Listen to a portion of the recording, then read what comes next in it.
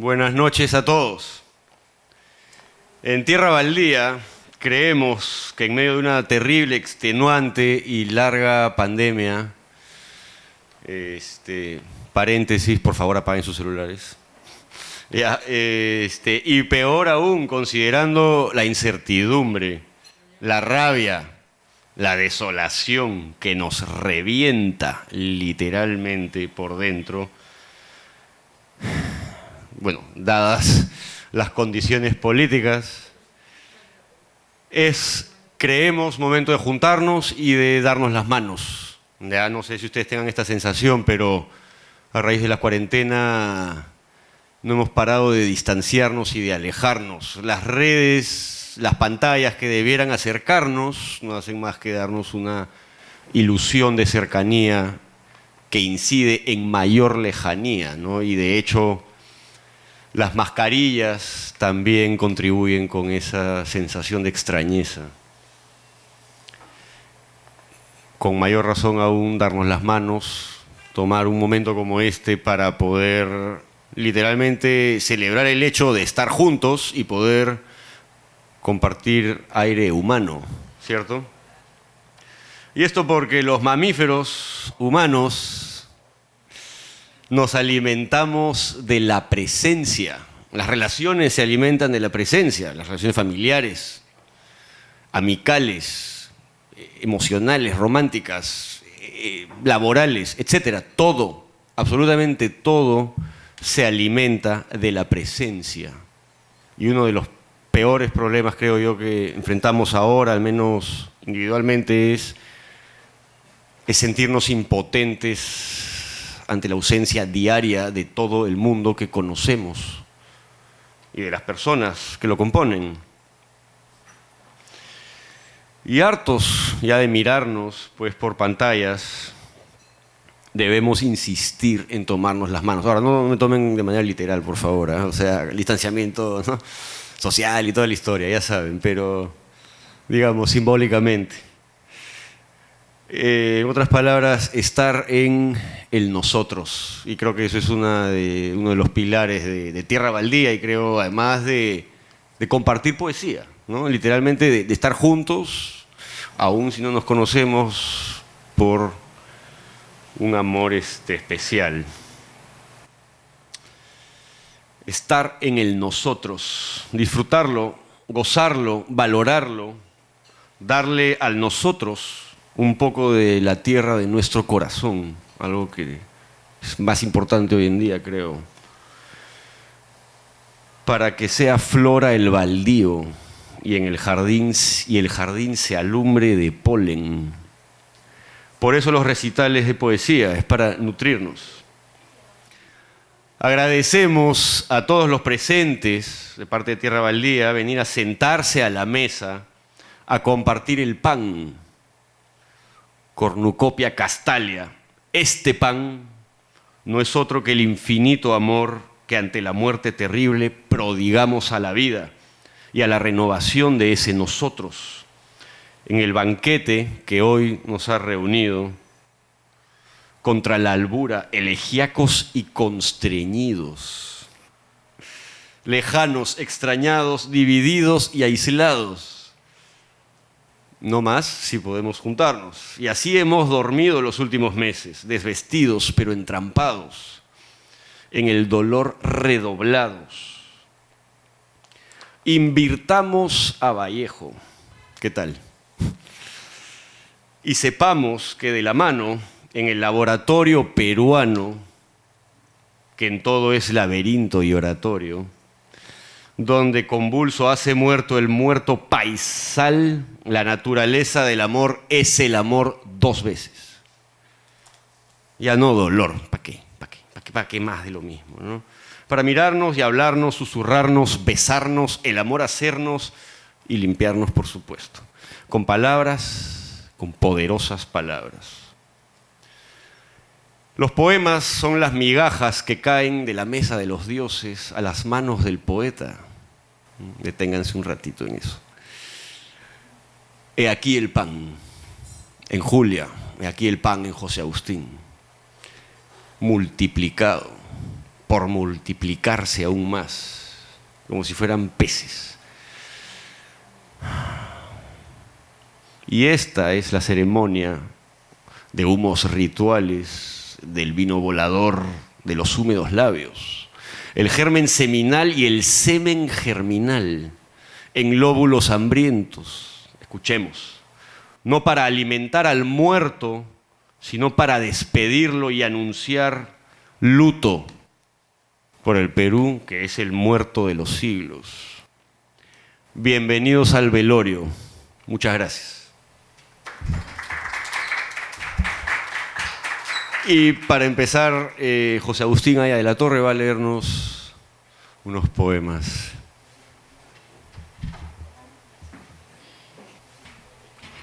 Hola, ¿qué tal? ¿Cómo están? Buenas noches. Creo que esta es de las ocasiones en las que pararse frente a alguien y sobre todo hacer una lectura resulta más complicada, ¿no? Hace tiempo que no, me imagino que como ustedes, no me sentía tan golpeado anímicamente por la realidad de este país y por el dolor inconmensurable que ha significado el desenlace de esto. Ha sido, por lo menos para mí, y continúa siendo todavía varios días de luto, ¿no? Los días de estar en la marcha, estar delante. Pienso en el momento en el que estaba delante de la policía en la esquina del Parque Universitario con Abancay, ver las escopetas con los perdigones, pensar en mi hija de 2 años, el miedo que uno siente, a pesar de, aunque suene extraño decirlo, tener cierta experiencia desde las marchas antifujimoristas, pero sin lugar a dudas ha sido muy duro. Yo no hace tiempo que no me sentía así, cuando el sábado, que día que por esas cosas de la vida no salí con un amigo con el que iba a ir a la marcha, amigo que a 5 metros de él murió uno de los chicos de ahora. Cuando me mandaba el video, a las horas de haber llegado a su casa y de comentarme la noticia, no tenía palabras, ¿no? Yo solo lloraba al lado de mi hija y de a veces saber que uno sigue vivo y la tristeza de saber ese desenlace. Es cierto que, como ya lo ha dicho Paul, la palabra nos restituye de alguna manera, nos devuelve a lo que somos, debería ser pues el germen de lo humano, ¿no? Lo que nos humaniza. Lamentablemente no siempre es así. Ciertos discursos y retóricas, como lo ha dicho Paul, terminan engendrando otras cosas que solo nos hacen envilecer, ¿no? Como ya lo dijo alguna vez hace casi 500 años Giambattista Vico, nos vuelve pues seres ferinos, ¿no? Seres fieras contra fieras, olvidando su propia naturaleza. Y a veces, para quienes nos dedicamos a huir de este lugar o para exorcizarnos o limpiarnos, existe la poesía. Reconozco que Paul ha trabajado emocionalmente conmigo toda esta semana para que llegue acá, porque he tenido muchas dudas realmente de saber si podía sentarme. Creo que tener la catadura moral y emocional siempre de sentarse delante de gente cuando hay otra situación tan trascendental es compleja. No sé si la tengo, no creo tenerla, pero le agradezco siempre a Paul porque de alguna manera siempre es levantarse, ayudar a levantarse a otro frente al dolor, que es lo que estas situaciones amerita. Es importante y es la solidaridad a la que todos debemos apelar, ¿no? Volvernos nuevamente y acordarnos de las cosas sencillas, como ya lo dijo, tomarnos de las manos y acordarnos de quiénes somos. Voy a leer 2 poemas que son 2 partes de un solo poema, en realidad. Así debería decirse, aunque podría decirse también que son 2 poemas de una sola parte. Que se titula Cuerda de pez y plata. Y dado pues que es la generación millennial, y se había acabado la tinta, lo voy a tener que hacer desde el teléfono, pues ya no queda de otra ya. Contaminado, colonizado por la generación millennial, pero bueno, así estamos. Oh Señor, esto es lo hallado en el desprendimiento de la voluntad desde estos raíles sumergidos en la ternura. Así, has abandonado toda nostalgia y acogido los huevecillos de las moscas y su agonía por nacer en los restos de nuestros familiares. Has renunciado a toda confesión, pues solo existes en el estallido que se expande y contrae cuando se te menciona, y has nombrado a la ceniza, en la ceniza, a tu flor de 7 lenguas. Así nos das el agua oscura para enjuagar los relicarios y los peces coleteando en las nazas, la misma agua oscura donde bulle la luz y donde nos duele el ala esforzada de un zancudo zumbando ante el reflejo de sí mismo que desea picar, y nos muestras el fondo del pozo donde eres un dios suplantando otro dios, y recoges el corazón oxidado de una manzana para ponerlo en el camino de algún gusano, y viertes el polvo de los días y algunas escamas y liberas lo poseído, y desapareces, mimético, en ti mismo. Esta es tu hospitalidad, incendio del silabario, del silencio, tibia cadencia de lo que todos poseen desaprendida la existencia, hospitalidad de las embarcaciones náufragas y recuerdo de la mirada cómplice del amante y su sentido de epitafio, hospitalidad de lo desclavado y de los niños raídos y sus repetitivas fotografías como pararrayos de la compasión, hospitalidad de la locura, último refugio de la conciencia, lugar de la enunciación a quien se le otorga la palabra mientras pervive en el desierto, la arquitectura del sol, del viento y de la arena, conmovidos por los rezagos de la humedad. Hospitalidad de algún viejo timonel que aún brega en las revoluciones de la fraternidad. Dime entonces, si esta también es tu lengua, si has hallado el equilibrio con la llegada de las estaciones, y si este es tu asir de la Vía Láctea, cuando una larva persevera en su supervivencia, hollado lo vivo o lo muerto. Ahora, crees en lo desgarrado cuando sostengo las manos de los muertos que aunque entumecidas resplandecen. Ahora, la única certeza son el nudo y su liberación en nudo, la consonancia de las interjecciones y el inventario de una madre ante una alacena vacía para alimentarnos. Somos cómplices en la intimidad del fondo marino, en el acomodamiento de las heces cuando la última luz quebranta las aguas, donde anidan algunos barcos fantasmas y las miradas del cielo conjuran la intensidad de las olas para erosionar las piedras. Entonces, eres nudo, nudo disperso en nudo, y hueso húmedo, fértil, cenizo, entre tus labios, en la mano solidaria, cuando la expansión del mundo se rige en la fuerza con que las alas de las mariposas quiebran las corrientes de aire. Ahora, disertado el tiempo, enséñame cuál es la orilla de este cielo, cuál es el sol de la tormenta, cuando se dice amor y reposa en la invención varia de los dioses, por los que el dolor es un anhelo. Enséñame la docilidad de los colmillos de las serpientes, cuando éstas dan a luz, y cuyos hijos en señal de vida designan a sus fauces el sabor de sus pares. Enséñame a recordar el sentimiento de una hoja seca hinchada por el agua de la lluvia. Enséñame la sincronía con que se agita un ahogado y en sus ojos guarda un último reflejo. Enséñame la destrucción de estas palabras para volver al origen de mi creación, pues así, vacío e infinito, perciben su existencia. Esta es la tempestad, el hálito de quien al reconocer su espacio creado encuentra el desarraigo. Entonces, ¿por qué continuar? ¿Por qué reescribir las constelaciones? ¿Qué cartografía nos aproxima al sentido del inicio si pretender la muerte? ¿Cuáles son los límites de la proyección de la sombra si esta es reflexión de la luz en la luz? Y así la oscuridad, si el viento es lora en su travesía, y es brisna, y es huracán, y es guarida, donde moran celacantos y otros antónimos. ¿Cuál es el peso de la piedra si su forma es el límite de su silencio que persevera, cuando es removida y en su quietud resuenan todas las palabras que aún no han sido mencionadas?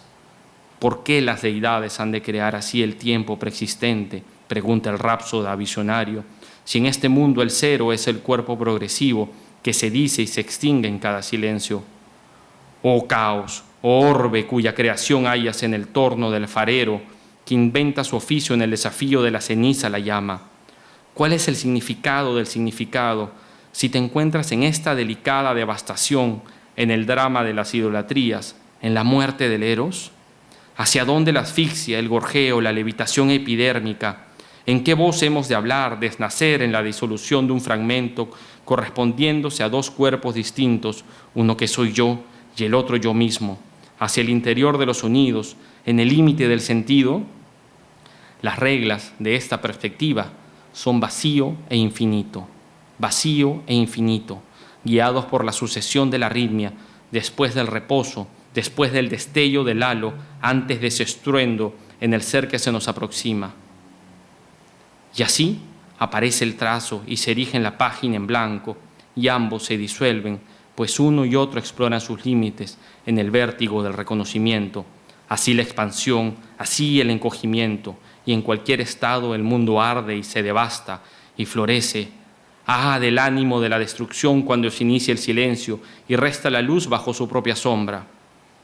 ¿Qué nos dice el sabio sino reconstruir el abismo y volver a caer en él, y caer en él, y caer en él, hasta que esa caída sea un descenso hacia la luz, la exhortación de que la cima es un refugio ya sin aliento, y se ha de seguir camino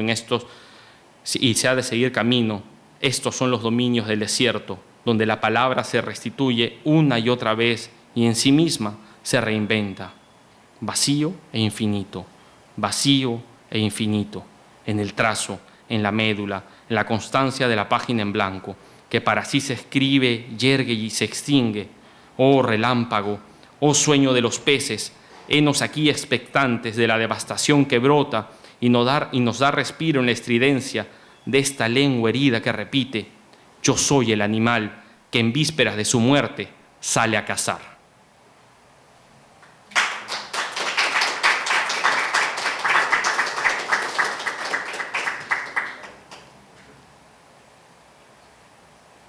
Un segundito, que hay que pasar la página y no es tan fácil acá.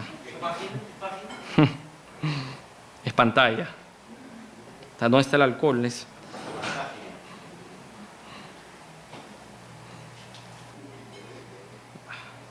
Ya está. Vale, y esta es la tercera parte de ese poema,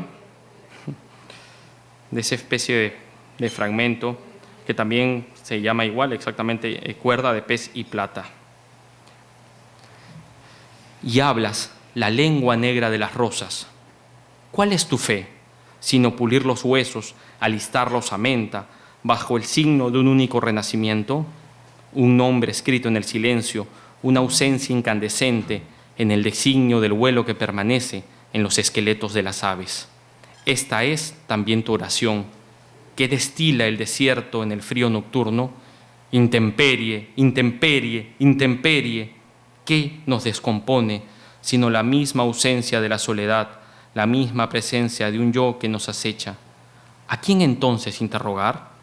Muerde el miedo, muérdelo y reténlo inédito a contramar. Has de saber que eres tú a quien has mordido, tú quien se levanta. ¿Hablas entonces la lengua negra de las rosas? Tú, desprendido, así seas pétalo, pistilo, polen, espina, raíz, ya disueltos. Entonces hablas la lengua negra de las rosas. ¿Cómo se respira a través del espejo? Esta respuesta escapa hasta de la forma de un laberinto y sin embargo no deja de parecerse al beso de los ángeles a la muerte mientras cargan el cadáver de una mariposa en espera de un último aleteo. Oh cadáveres, oh tormentas, ¿quién descifra el movimiento de las arenas? ¿Es acaso el movimiento de Dios, su aliento? ¿Qué instrucción deja inscrita su presencia en la nada, si solo existe en la desaprensión que es la misma arena, resto del habla de algunas piedras y otros cadáveres? Ese día han amado, han amado, han amado. Toda oscuridad se consume incandescente, pues es luz en estado puro. Un pétalo ha caído sobre tu cuerpo. Vi descender al relámpago. Vi el ojo del pez estremecerse y parpadear. ¿Quién sueña con los muros de una ciudad, con el canto de un gallo ciego que adormece, con un reflejo cuya respiración se agota? ¿Quién sueña? ¿Qué es el dolor sino una ausencia? ¿Qué es el dolor sino la existencia que nos precede? No supieron decir tu nombre, No supieron decir nuestro nombre, no supieron decir su nombre, pues extrañaron el vacío antes de que se presentara. ¿Qué es el dolor sino una ausencia en la humedad del rocío? ¿Qué es el dolor sino una ausencia en la luz que todo lo ilumina? ¿Qué es el dolor sino una ausencia anterior a cualquier habla? ¿Qué es el dolor sino materia en expansión que ama y se deja amar en cualquier ausencia, en cualquier restallido, cuya dimensión es el centro del mundo? ¿Qué espera la muerte sino un último pálpito? ¿Qué espera la muerte sino la compañía de cualquier ser antes de que nazca? Así, tal vez, sea el amor. Así, tal vez, sea la expectativa. Caída de luz desde un cielo oscurecido, animal prelingüístico, presimbólico, padres e hijos del asombro y de los ritos funerarios que continúan. ¿Qué es lo divino? También la mosca ha caído en un sueño profundo y debate su existencia en otra caída si se encuentra frente al espejo con una ala rota y su zumbido es solo un recuerdo. Ella, que supo vivir de otras descomposiciones, es solo un resto inanimado sobre el cristal, que se ve morir, que se muere, pero no teme a la inmovilidad, ni que otras moscas la disfruten en sus cánulas, o que algunas aves la desmiembren en su picoteo. Teme al cansancio de su reflejo y al interrogante sobre cómo se verá su ala quebrada y a que ésta olvide levantar vuelo. Esa incertidumbre la consume, así su legado. Ladrillos, barras de metal y otros ácidos luminiscentes son los restos de la humanidad. ¿Qué designa el filo cuando corta la luz y no cae sombra ni a uno ni a otro lado, sino solo deja el haz del movimiento? La piedra ha sido mutilado. Ah, la disrupción del colmillo pronunciada en la lengua negra de las rosas. La sentencia ha de ejecutarse en la caída de una hoja cuando se pregunta ¿quién tiembla al verla? ¿Cómo el aire opone resistencia más allá de nuestra voluntad? La disrupción del colmillo es mi fe. Esta también es otra pregunta en los confines del universo, pues he pretendido interpelar a las palabras con las que describo mi habla. El colmillo, raíz de la rosa negra que emana de la muerte, su belleza, se renueva en el ciclo marchito de los pétalos. ¿Qué fluye entonces entre el alba y el anochecer? ¿Qué hemos sido? ¿Qué se desangra sobre ese filo? ¿Cuál es el paisaje? ¿El encierro? ¿El confinamiento? Únicamente el esqueleto, los silencios del agua, la devastación de los fuegos, cuando un albatros defeca en los ojos del gaviero. Así, la superposición de los animales bajo el signo del encallamiento y la tersura de un zodiaco negro celebratorio en el hundimiento. Y si el paisaje es este país que desaparece, ¿cuál es tu fe? ¿Una palabra innominada? ¿La numeración de las ruinas en este mudar hambriento? Hablas, la lengua negra de las rosas. La única posesión es el aprendizaje, la desmaterialización del porvenir. La altura de la montaña ha sido la construcción erigida sobre ella. Así, todos los dioses fueron decapitados. Así, todos los dioses fueron enterrados en esa cima. Así se recompone el vínculo con lo sagrado. Este quehacer vigilante del grito natatorio de las arañas, este rito incubado en la desmineralización del verbo, entonces, coleteo de los peces cegados en la electricidad del rayo. ¿Dónde los osarios de tu fe? ¿Qué ha sido dicho en esta ausencia que nos convoca? Ah, desgarramiento, háblanos de las lianas poderosas de serpientes y jaguares, del desciframiento de los alebrijes. ¿Es esta también tu fe en la siembra de la tierra, cuando dejas al río hablar y a la luz enardecer los sentidos en todas las nervaduras y meandros? ¿Qué confines no te han hallado?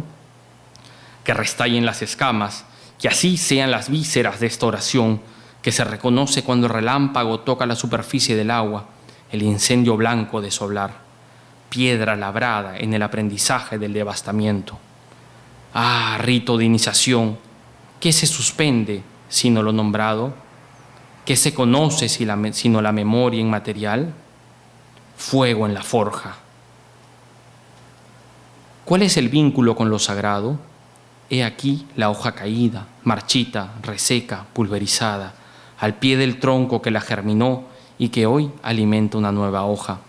Toda belleza restituye la muerte, el hilo del sueño de un tejido escamoso en cada herida.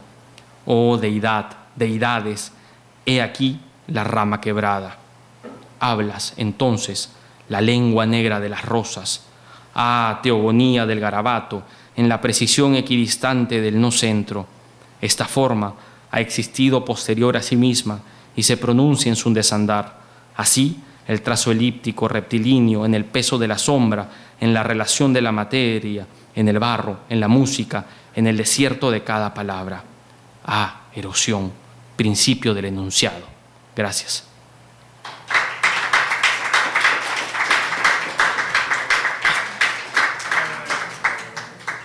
No sé por cuánto más tiempo se lee. Infinito, tampoco infinito porque hay gente y la gente quiere comer y comer agradablemente o tomar lo que esté tomando con agrado. ¿Ah?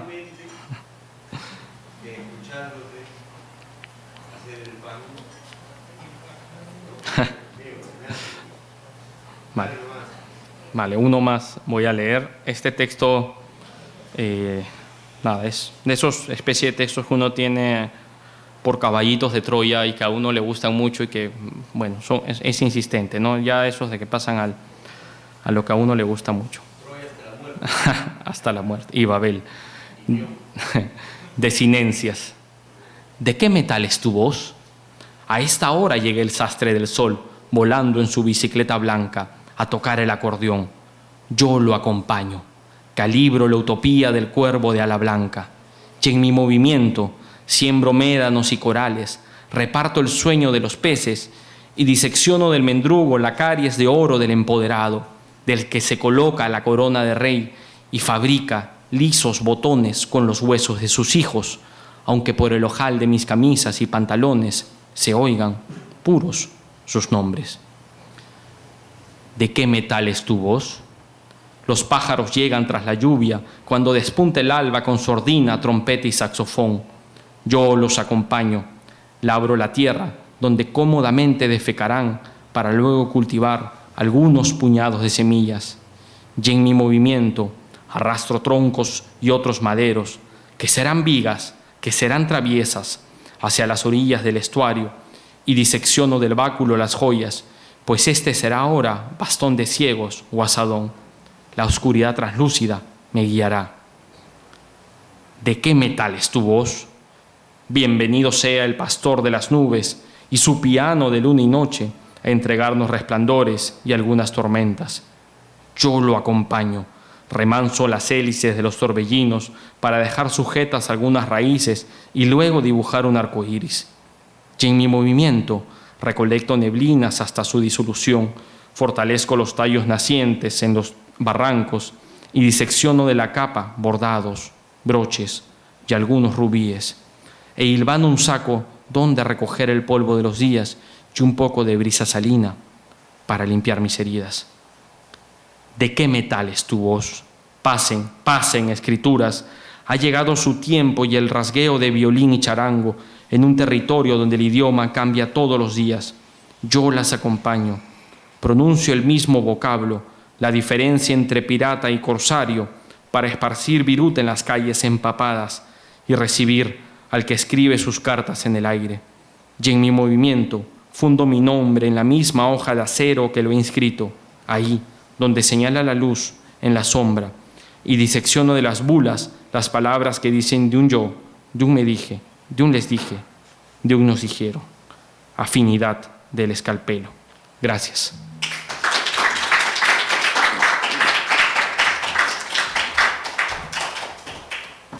Después de José Agustín, un gusto verlos a todos.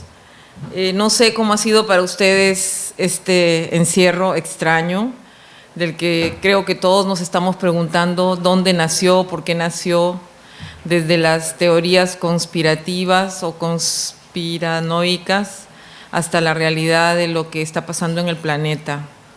Yo tengo el primo mayor de nosotros ha muerto. El COVID fue solamente una rayita al tigre porque tenía todo mal, ya estaba en las últimas, y el COVID solo fue, o sea, no puedo decir que murió de COVID, pero estas cosas conmueven, ¿no? Cuando dices justo murió en la época de la pandemia. No ver a nadie, no poder ver, y yo con mis enfermedades autoinmunes, que tengo un montón, mis problemas estomacales que no me dejaron ir a la marcha.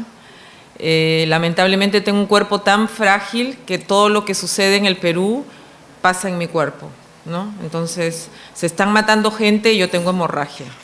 Está pasando algo y sucede algo. Tiene alguien... hay un gobierno corrupto y me da cáncer, lo juro, ¿ah? O sea, soy el mapa del Perú, soy el cuy, ¿no? O sea, en mí ustedes me cortan y está el Perú adentro, destrozado, roto, lleno de hemorragias. La única satisfacción que he tenido durante este proceso tan terrible con la muerte de los 2 chicos es que mi hija salió a marchar, cosa que nunca pensé porque siempre la veía temerosa, como que no asumía una posición política ante las desgracias del país, ¿no? Y ver eso me dio muchísima satisfacción. Incluso estuve en la clínica internada de sábado al domingo y saber que Gabriela estaba gritando en la calle y haciendo carteles, dije, si acá me quedo, yo dejé una hija que sabe lo que está haciendo, ¿no? Eso era importante compartirlo. Bueno, el cuerpo, igual que el país, se morirá algún día, se acabará o no sé, se regenerará, porque a veces yo digo, ya voy por la 9ª vida, yo pensé que a la 7ª ya se acababa el chiste, pero si todavía ha salido Sagasti, justo ahora me llaman de Perú 21 y me dicen, señora, la queremos entrevistar para que nos diga qué piensa del poema que recitó el presidente.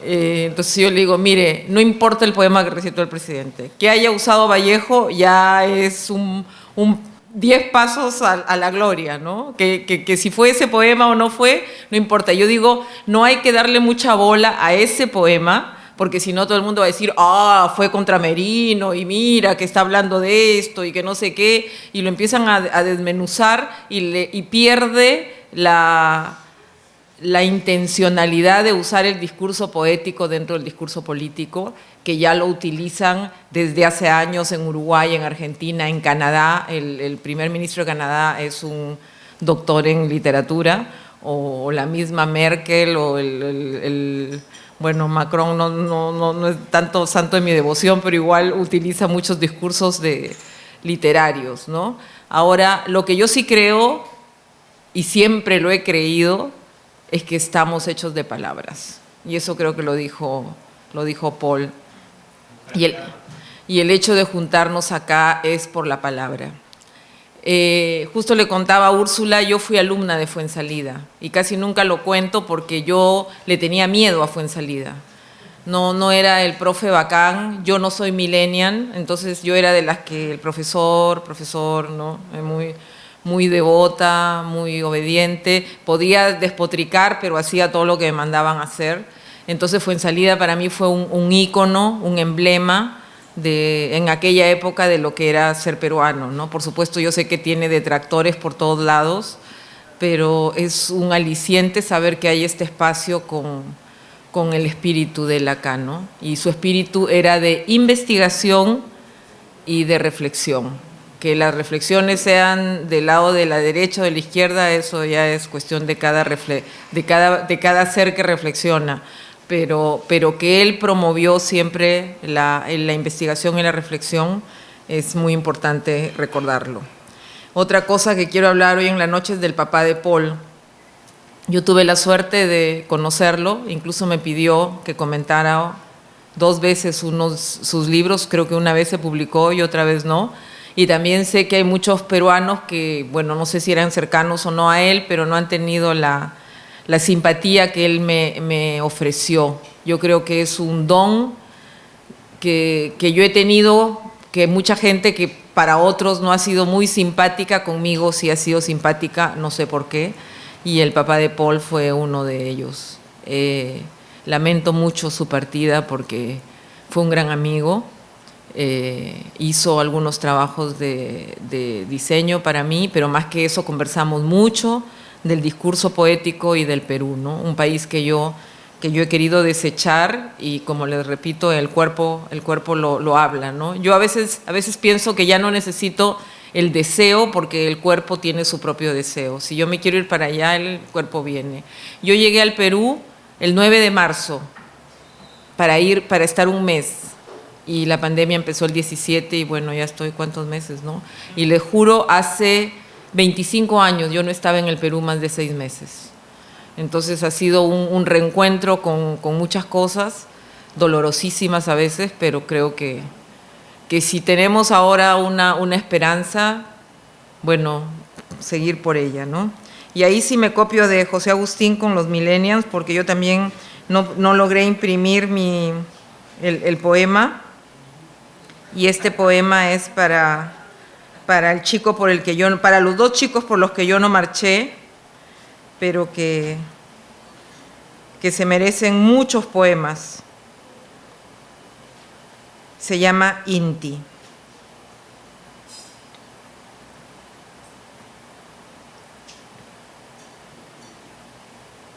Y tiene un epígrafe de Emily Dickinson que no lo voy a leer porque no me la quiero dar de angloparlante, pero habla del sol y de los rayos.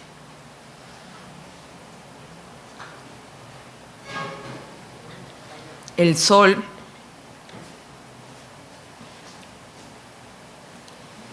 es cruel. Rayo a rayo te adeuda el coro de tombos su sueldo. ¿Quién disparó? Inquilinas de esta burbuja de plancton y algodón, mis manos han sudado durante toda la noche.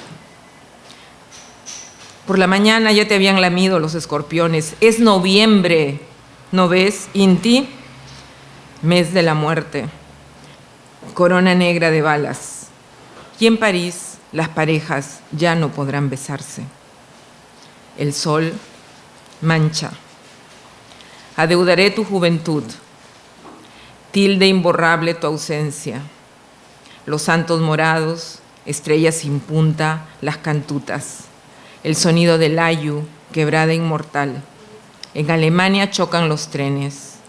La espina que nos acabas de clavar, mudo de amor, huérfano de ley, hermano de todos.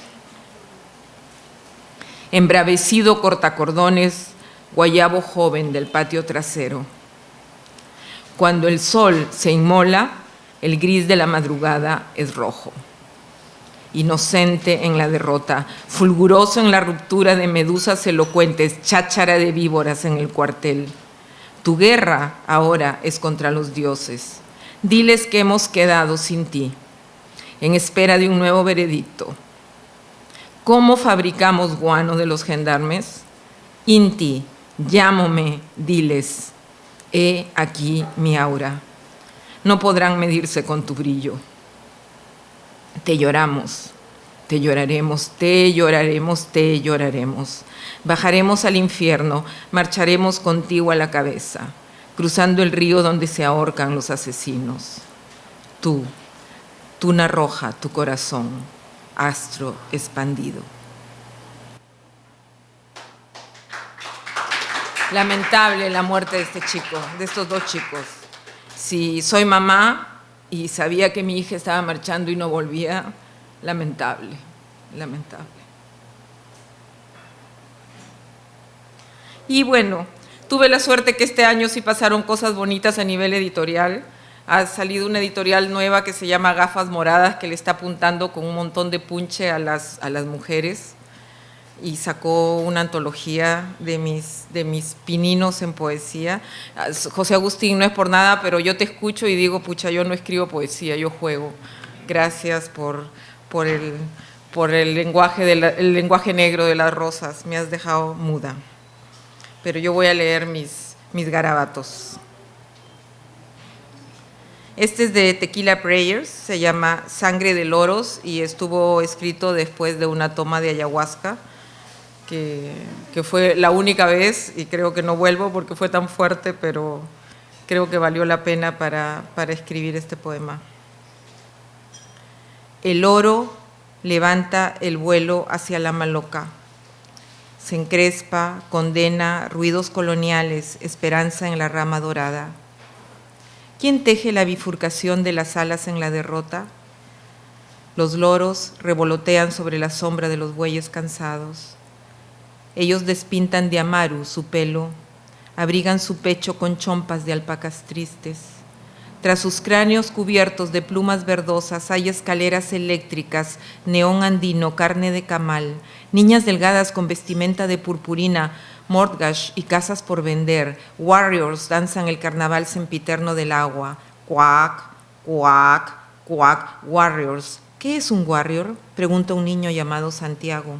Un niño que desea ir a los Estados Unidos con todo su corazón, al que le han puesto James para que pueda vivir en ese país de loros. Cuac, cuac, croac. Oh, cuántos ruidos hacen para poder usar la máscara de Star Wars. A él le habría gustado llamarse siempre Santiago, pero James es más helado o más cool. Una guerra intergaláctica entre marcas de botines y dinero, plástico para facilitar la boda sangrienta con la aventura. Nos elevamos hasta la transformación de nuestros esqueletos en loros y graznamos. Vamos a ganar el corazón de algún creyente, a masticarlo. Primero disfrazarse de chamán y de luna, de mujer olorosa, de novia ardiente. Las máscaras prevalecen, necesitan hombres que no sean andinos para purificar su sangre. Ay, estos loros, ¿por qué el Ande clama otra nomenclatura secular? Y así salir a buscar un warrior. El warrior era un mendigo de las playas de Santo Domingo. Se vuelve un guerrero de luz y colecta ofrendas con un sombrero invisible, inyecta la sangre de la planta en nuestras venas y nos regresa la rata y serpiente que siempre fuimos. Esa máscara de Poseidón, sin mar, aparece constante entre nuestras transgresiones y dramas acaramelados. Guerrero, dice el niño, y la mujer, luna, vestida de plata, pierde un zapato y vomita a todos sus parientes. Incesto, incesto, mejor el plumaje de los loros. ¿Por qué ella se encarga de abastecer en la noche en cada desalmado que viene a la cura ancestral y su dominio? Pagad, loros, por el amor de la madre naturaleza que ha hervido con sus trabajos remunerados en un incendio de miel. Páguenme a mí, al amaro y a la mujer de luna, que somos los únicos puentes con el lado seco del mar.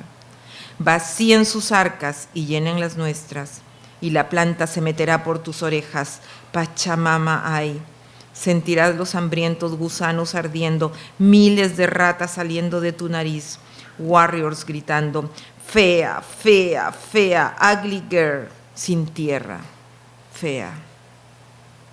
Como cuando eras pequeña, como un embrión, y nadie entendía tus ojos de horizonte, tu extrema rabia, tu rara manera de andar distraída y sola.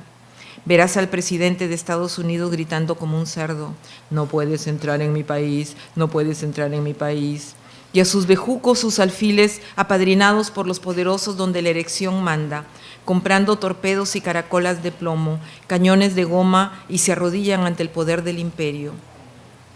Los artesanos tejen sus mejores chullos para servir al cerdo. Así los loros renuevan su sangre, con la inocencia de las libélulas cuando emiten luz en un corazón oscuro. Elevan sus oraciones para que llueva un árbol de plata y sensualidad. Agotada, en medio del tambor del olvido, he murmurado esta pregunta: ¿dónde se ha metido mi madre mientras yo aún le espero?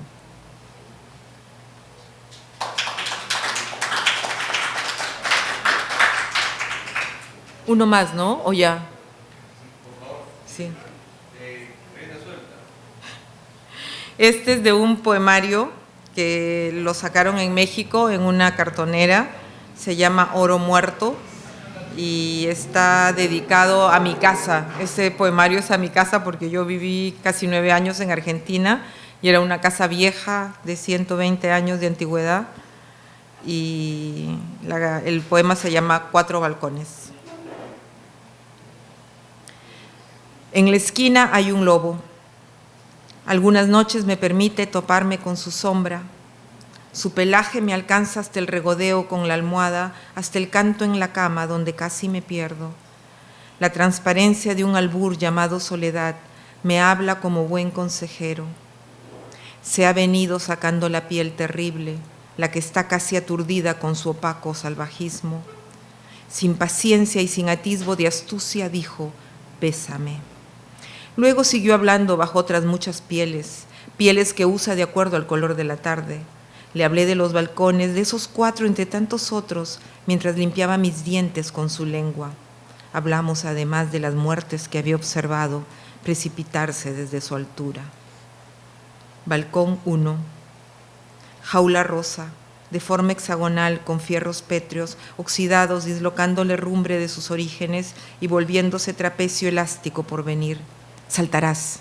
Y al saltar, el animal cayó entero sobre sus 4 patas. Aulló hasta que toda la calle se llenó de lapachos lilas y primaveras amarillas. Balcón 2. Una hembra, loba ella, toda mojada por el paisaje en celo, se sobaba sin cansancio ni pena en las barandas. El lobo lame su ano, entreinvitado por memorias extrañas que aparecen. Le pregunta si puede penetrarla. La loba le mordió la oreja. No hubo ni una gota derramada en el mordisco, pero al saltar, enloquecida, se estrelló contra corazones de basura humana. La vieron morir sin inmutarse. Balcón 3. Habían muchas macetas, begonias colgaban entre ramas altas y bajas, bajas y altas. El olor penetraba entre rendijas, las cornisas, los vidrios, los muros descascarados. El hedor se hizo cargo de esta situación. Dislocado, buscaba espacios en el horno del pan, en la ropa apenas planchada, en los roperos acariciados por la vejez. También se introdujo el olfato del lobo, abrió los ojos como si hubiera envejecido, se agigantó, se hinchó con ese aire de jazmines y al fin reventó. Las partes fueron a parar por doquier, olían tan fuertes sus extremidades, se expandió por la casa vieja, cada vez más vieja, desparramado por la ciudad de Buenos Aires. Balcón 4. Aquí estoy esperándote. Observo y trato de sentir la construcción del paisaje de la piedad. No hay lugar más bello en la estepa, tiemblo. Siento la recuperación de ser animado entre mis piernas, como si su hocico supiera las partes prohibidas que necesitan ser tocadas. Vuelan palomas como si alguien ausente hubiera dejado un aplauso de recuerdo y es lo único que queda de su olvido.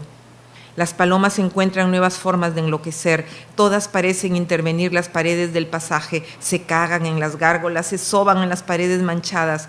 Amo ese pasaje y el aire plateado del inconsciente. Intuía que sería degollada si yo pronunciaba el amor como victoria. Entonces, solo me dediqué a adivinar estrategias para escapar de la coordenada exacta cuando el lobo tiene hambre y camina.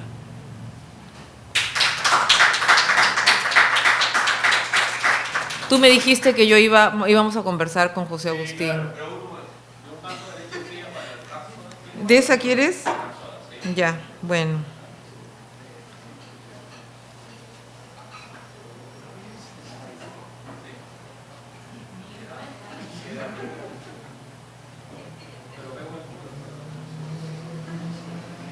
Este del libro que sacó Se la canto con Paul, lindísimo mi libro, no es por nada.